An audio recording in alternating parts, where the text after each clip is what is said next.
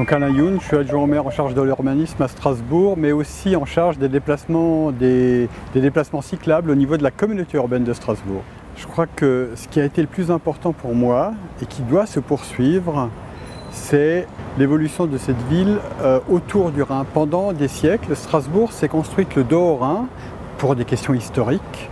Et depuis une vingtaine d'années maintenant, il y a la nécessité, il y a ce défi urbain de se dire où allons-nous développer cette agglomération? Allons-nous la développer en favorisant l'étalement urbain ou allons-nous la développer en mettant les pieds dans l'eau, en nous tournant vers le Rhin, en nous tournant aussi vers la commune qui est juste de l'autre côté du Rhin, qui est Kehl.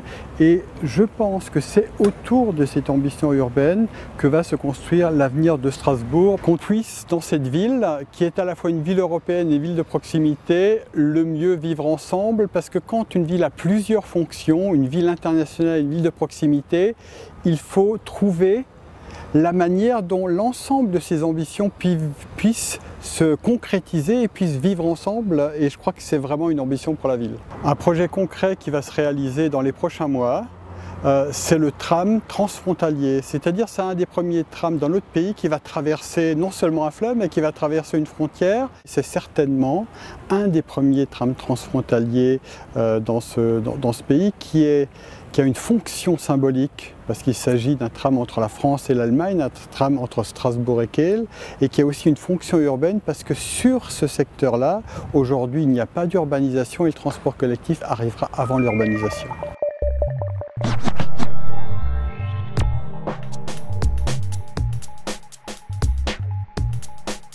Des lieux où il y a de l'intimité dans la complexité.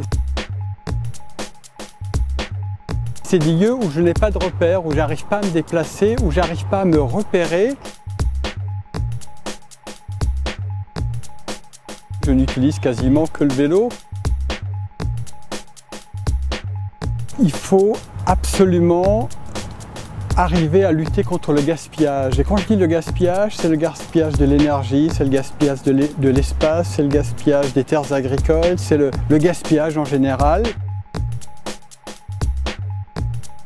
Ces deux choses, c'est la nature et le patrimoine. De mieux en mieux, il y a un rapprochement de la ville et des fleuves. Ça va être le cas à Strasbourg, comme ce sera le cas sur d'autres villes. Alors c'est l'An01 de GB. C'est l'énergie positive. Aujourd'hui, on est dans des villes qui absorbent l'énergie, qui consomment de l'énergie, et il faut absolument que nos villes deviennent aussi productrices d'énergie parce que nous ne pouvons plus uniquement absorber et consommer de l'énergie. Notre responsabilité, c'est aussi d'en produire.